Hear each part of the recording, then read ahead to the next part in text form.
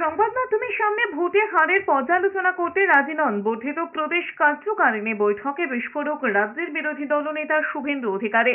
নির্বাচনী ভরাডুবি বিশ্লেষণ করতে গিয়ে বিরোধী দলনেতা বলেছেন, সংগঠনের ব্যাপারে যা বক্তব্য দিল্লিতে গিয়ে সুনীল বানসাল এবং বাংলাকে কি করে বাঁচাতে হবে তা নিয়ে অমিত শাহের সঙ্গে আলোচনা করে এসেছেন। তিনি আরো বলেছেন, চুল চেরা বিশ্লেষণে প্রয়োজন আছে ঠিকই, কিন্তু তার জায়গা আলাদা।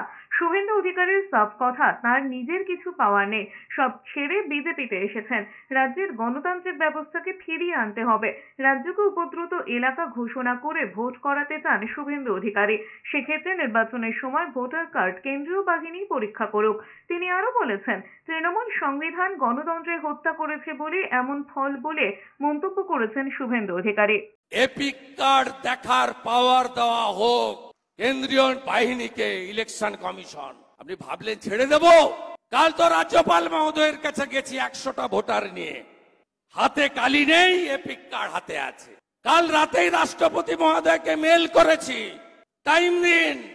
পশ্চিমবঙ্গের সংবিধান শেষ করে দিয়েছে। বলতে চাই, we want democracy in Bengal, safe democracy in Bengal, to protect constitution in Bengal.